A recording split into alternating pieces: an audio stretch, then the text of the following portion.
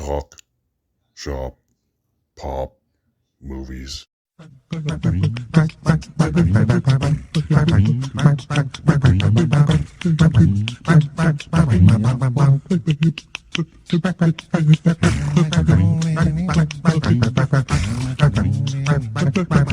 there, this is Derek, the Convicted Cinephile, and if you're a convicted cinephile yourself, please like, share, and subscribe to the channel down below. On my channel, I like to talk, shop, and pop open, that is, movies and physical media, and the SAG Awards were last night. I just uploaded my quick little live reaction video that I just took as I was watching the show, since I didn't do anything spectacular before or after it via the YouTube. And I knew I would at least do something like this, which will just be my little more deep dive into the Screen Actors Guild Award winners and what that means for the Oscars. And then I will very shortly be doing my final Oscar predictions as well. It went more or less the way I expected. You could argue there was one surprise win, and it's not even a surprise win, it's just like the alternative.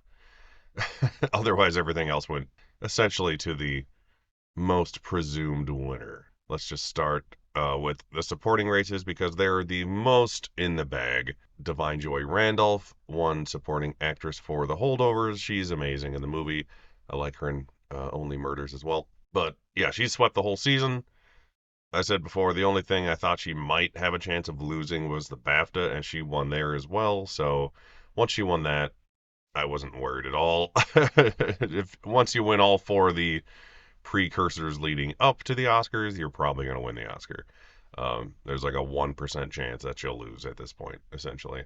But there's always that chance. But there's no like solid number two in the category. Everyone wants to say it's Danielle Brooks just for reasons. I don't know why. She's the only nomination for her movie, so obviously the film is weak. Emily Blunt is another one people are saying could sneak in and win, but I think she would have done that by now if she was going to. And she's just really coattailing off of the strength of Oppenheimer overall. It's Divine Joy Randolph's win in the bag. Everyone else is just happy to be there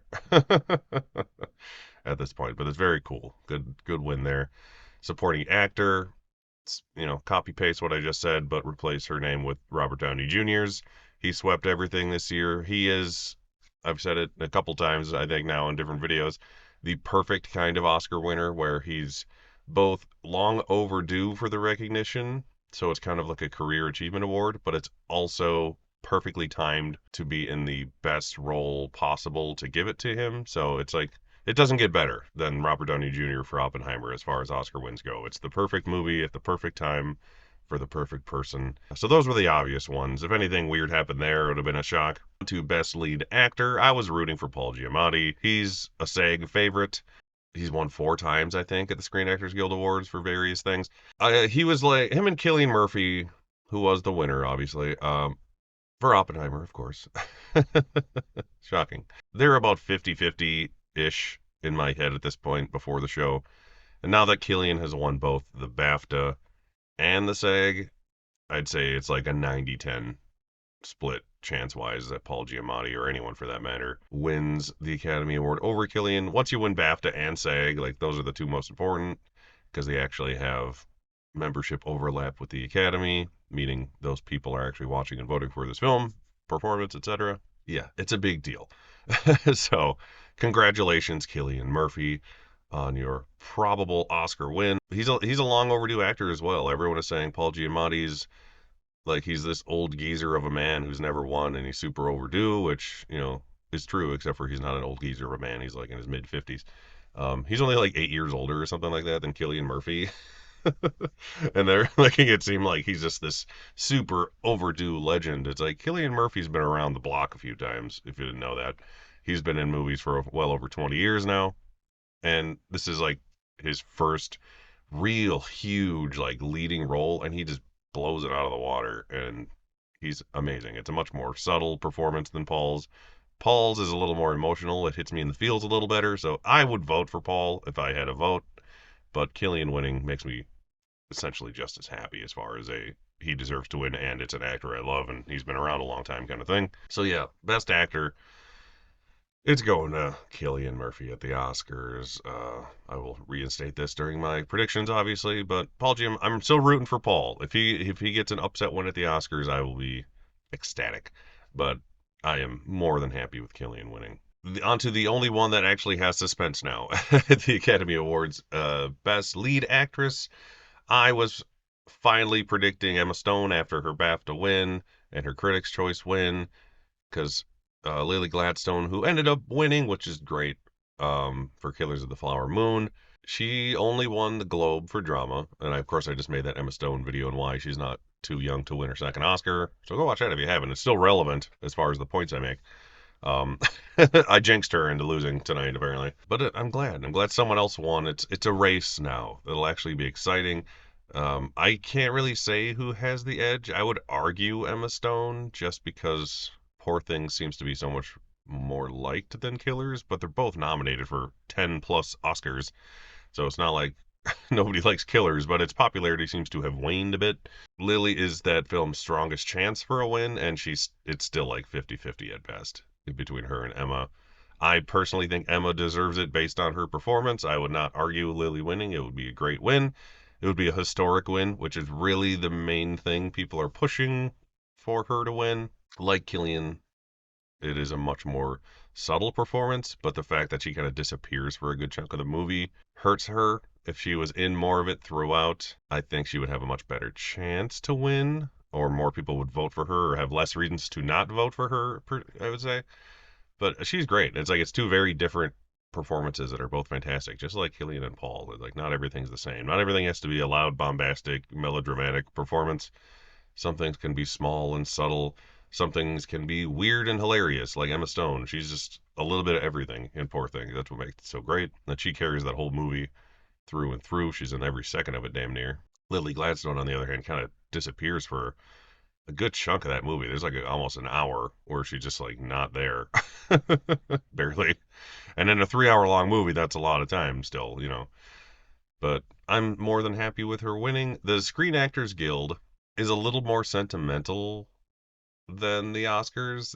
I mentioned in my video that I did yesterday about Emma Stone winning. The Academy doesn't care as much about narrative as the Screen Actors Guild. They kind of like to root for the underdog people and their favorites, or a narrative of like a comeback story kind of thing, like Brendan Fraser last year, who deserved to win anyways, but it's like the perfect scenario. Or like Everything Everywhere All at Once. Not that that wasn't already like bulldozing the season, but they love that movie and they love the narrative of Michelle Yeoh winning, so on and so forth. Jamie Lee Curtis is a great example. She was just like a sentimental favorite for them, and that's kind of how she won in the end. You may say she didn't deserve to win at the Oscars, but you know, still, at least, hey, Jamie Lee Curtis has an Oscar. That's cool, right? I'm not mad about that. Maybe her deserving to win is a different story for that specific performance, but you know, that's another video. So I think that's a little bit why Killers had the edge here for Lily Gladstone. They will vote a little more for the historic wins than the Oscars would.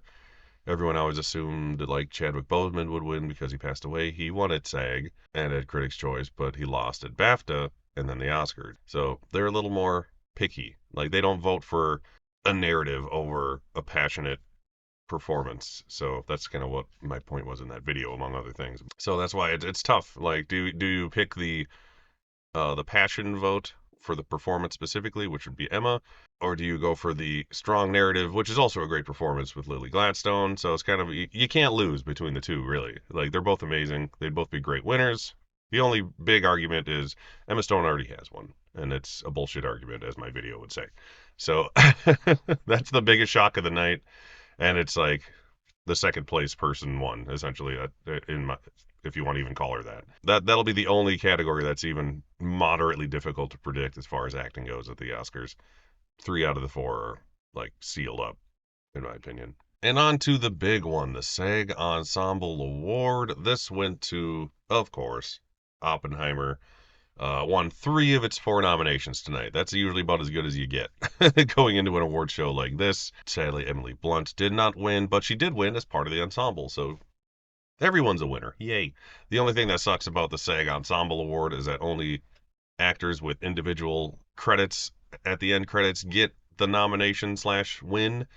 And there's so many good performances that aren't included in that, like David Krumholtz, who's like one of my favorite people in that movie, to Alden Ehrenreich, I believe, and Benny Safdie, who has a pretty good chunk of the movie where he's in it, are not technically nominated slash winners of that. Like maybe they get a certificate or some shit, but they don't get like a physical SAG award for it. So that sucks. That's like the lamest thing about the SAG Ensemble Award is that even if there's a massive cast like Oppenheimer, only like 8 of them are actually getting trophies. And a couple of those people, like I always joke, Robbie Malek is in the movie and I couldn't even remember, is one of those people. He'll get one, but David Krumholtz, who is more important in the film, same with Benny Safdie, I would say, do not. So that's what sucks. But I'm happy it won. It was my prediction to win. It's one of those the cast is too damn good to lose things. The worst thing about it, especially from a SAG standpoint, because they're usually like the best as far as voting for things that are really diverse as far as cast go. It's like the most white guy movie ever. But it's a much more deserving winner than something like Trial of the Chicago 7, I would say. As good as the cast is in that movie, it's one of those like undeniable, yeah, everyone loves this movie thing. And the Producers Guild Awards are tonight. It's the 25th. As I'm recording this, they don't show it live or anything, but we'll find out. I'm sure I'll do a PGA winner video tomorrow now that I remember that. But it has now won the Directors Guild with Christopher Nolan and the Screen Actors Guild, and I'll be hard pressed to see it lose at the Producers Guild. The only other thing that might win there, for the sake of it made a shitload of money and it's nominated for other things, is Barbie, but I think Oppenheimer is the more impressive movie and winner because it didn't make as much money, but it's still a 3 hour long, partially black and white biopic Oscar movie that made like $1 billion. That's more impressive to me than a movie about a toy that literally everyone on the planet knows what it is making a lot of money. It's like the Super Mario Brothers making a lot of money. Like no shit, like everyone knows what it is. Or a Marvel movie nowadays, even though those haven't been making as much money lately. But anyway, so that's why I think that's a more deserved winner. It's an unexpected box office champion, the Oppenheimer. Partially thanks to Barbie. The Barbenheimer thing, it helped both movies out, and it was like the coolest thing to happen in the cinemas in a long time. Since COVID, at least. I'm happy with the winners. I'm happy at least one of these categories has some suspense going into it on Oscar night. I would still love to see if Paul Giamatti miraculously wins in the end, but I am more than happy with Cillian Murphy being an Oscar winner. Paul Giamatti can get it some other day. Maybe 20 years from now, he'll get an honorary Oscar, and I'd be fine with that. Well deserved, sir. Everyone loves Paul. It doesn't matter if he wins or loses. He's one of the best actors we have, and it shows with his credentials. So it's kind of cool that Cillian Murphy is the probable winner here. The young up and comer Cillian Murphy is going to defeat the old geezer that is Paul Giamatti, who's like 8 or 9 years older than he is. Those are my thoughts on how this will affect the Oscars. Not much, sadly. The only one, like I said, that has any real competition is Best Actress, and even then I'd say it's like a 50-50 shot of which one's going to win. Let me know what you think. Do you think this is Emma Stone's for the win or Lily Gladstone? I want to know. Whose team are you on? What do you think deserves to win? Like I said, I personally would vote for Emma Stone, but I'm more than happy with Lily Gladstone winning. Stone v. Stone, Dawn of Justice. What are your thoughts? Once again, my name is Derek, the Convicted Cinephile. Please like, share, and subscribe to the channel down below. Thank you for watching, and I'll see you next time. Talk, shop, pop, movies.